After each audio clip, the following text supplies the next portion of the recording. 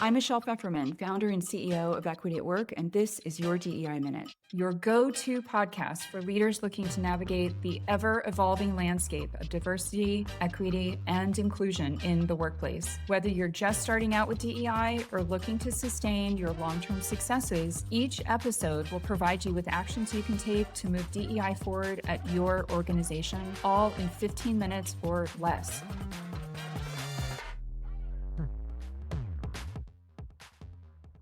Before we get started, I'm really excited to let you know that my new book, Do DEI Right, is now available. This is your guide to the Equity at Work maturity model, which shows leaders how to make DEI part of every day and drive great results. You can get your copy through the link in the show notes or wherever books are sold. In this episode, I want to do a little bit of a deep dive into all the generations that are in our workplaces today. This can be a source of great innovation and lots of great ideas. It can also be a source of some frustration, especially given that many of these people from different generations have very different kind of values, influences, communication styles. And I think all of us are aware of some of the perceptions or assumptions that might be out there about us based on our age. And so I think there's can be a level of frustration if we can sense that people are assuming that about us, given what generation we're part of. So I thought it'd be helpful to just go through some of the different dynamics here, really with the goal of helping you understand not so much like how do I segment my workforce into these generations, but acknowledging that if we have teams that work together that are across different generations, getting a better understanding of how to work with them most effectively through communication, through messaging around motivation, through setting expectations around work style and behaviors in the workplace, and just getting more insight into how to best support anyone that's working for you based on what generation they hail from, as well as all the other, wonderful characteristics that they bring to work. So I'm going to cover 5 different generations from the oldest to the youngest and just give you a sense of some of the key characteristics of these. There's a lot of great information out on the internet about different generations. So this is really a summary of some of the key things that influence how people show up for work and at work given their generation. So the first one is traditionalists. These are folks born from 1925 to 1945. They were shaped by the Great Depression, World War II, radio and movies becoming more popular and readily available, very much focused on age equals seniority, grew up in very hierarchical work environments, typically, stayed in the same organization for most, if not all of their career. Not true to a fault, but, I would say that definitely is the trend. And, things around, email and other digital communication came very late in their career. Many of these executives grew up with assistants. So if their communication style might be more personal touch, handwritten notes, that type of thing, leaning on assistants to do more of the, kind of data entry and maybe emailing, things like that. So just having understanding that this is a group of employees that tends to be very dependable, very loyal, respectful, and thinking in terms of the long term related to their company. The next group is the baby boomers, born 1946 to 1964. This group also tended to stay in one organization or certainly one industry for the bulk, if not all, of their career. A view that achievement comes after paying your dues, that you've got to, offer sacrifice to be successful, tended to work in a little bit more competitive environments. They're shaped by the Vietnam War, the Civil Rights Movement, and Watergate. They also are very loyal to their company, very focused on duty, being team-oriented, can be a little more workaholic, maybe than some traditionalists who I think grew up with a more standard 9-to-5 kind of work-life balance or work-life timing. And their communication style tends to focus on kind of what's going to be most efficient. So they're going to juggle, between phone calls face-to-face and Zoom meetings, emails, texts, etc. The digital world came on while they were still very active in the workforce. So that's become part of their, normal day-to-day way of operating. Next up is Gen X, born 1965 to 1980. This group tends to be a little more focused on diversity, shaped by the AIDS epidemic, the fall of the Berlin Wall, the dot-com boom. got a lot more insight to world events through television and other media than, other generations did growing up. This group very much is focused on work-life balance.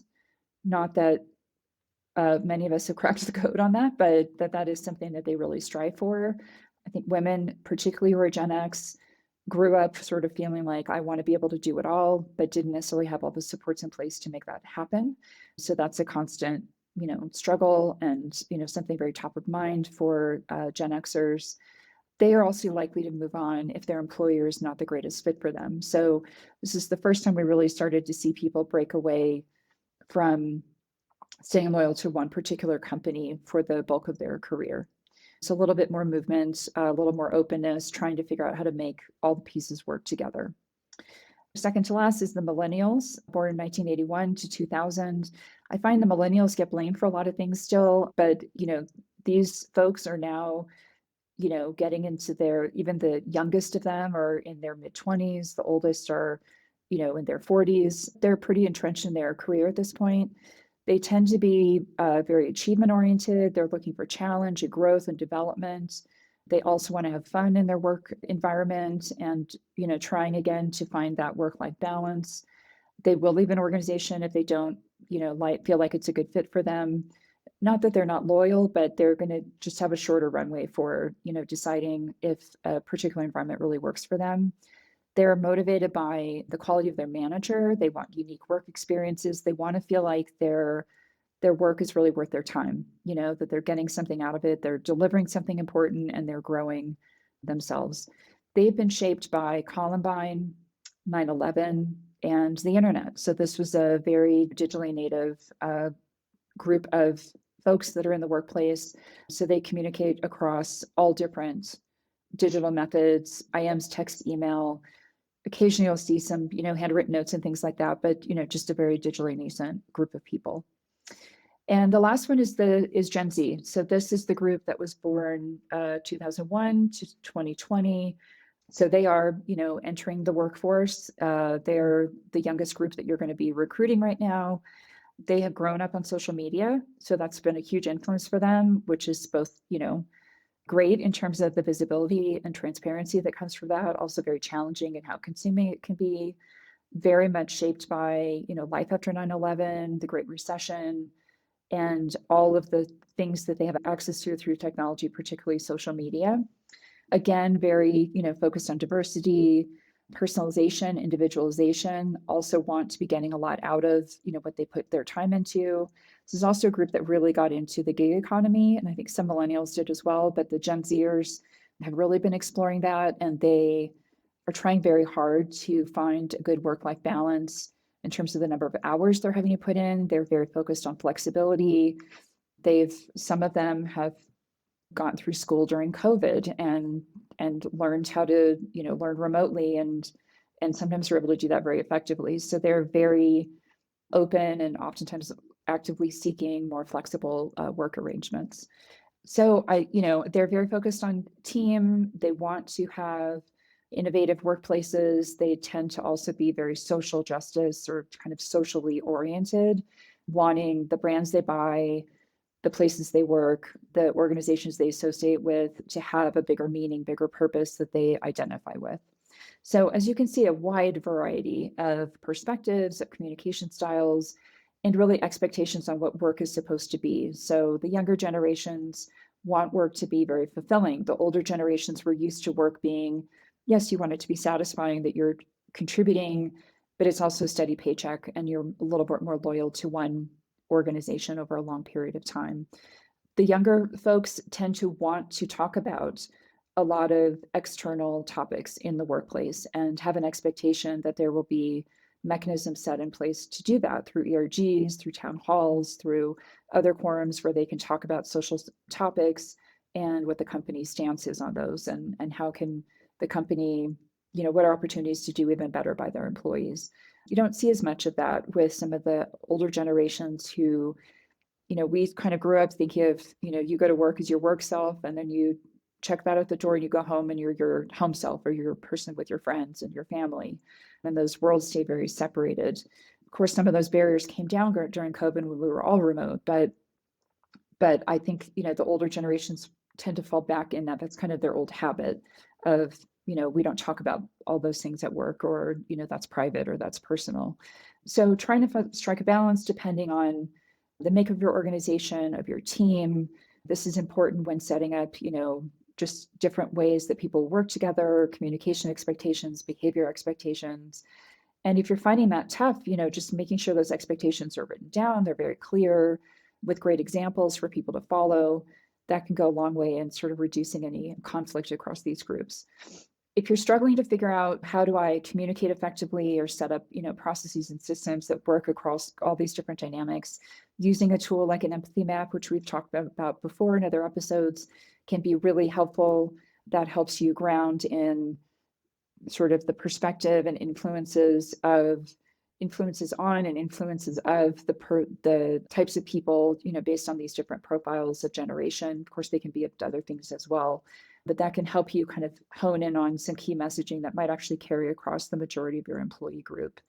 Another great thing that I've seen companies do is, we have traditional mentoring, which tends to be from the more senior folks down to the younger people in the workforce.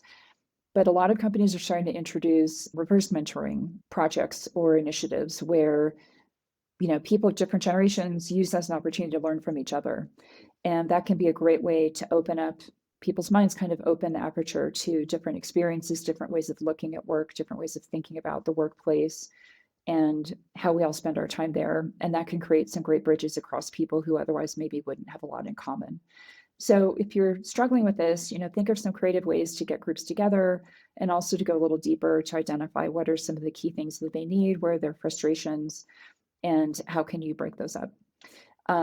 For more information, of course, you can always go to our website. We've written about multiple generations in the workplace and the benefits of that, and also how to best utilize a space that has all of those different groups so that everyone's needs are met. So please feel free to go there for more information. And that's a wrap. I'm Michelle, and that's your DEI Minute for today. Thank you so much for listening. Please be sure to follow us wherever you listen to podcasts, and don't forget to leave us a review. If you ever have questions, please visit our website or send us an email.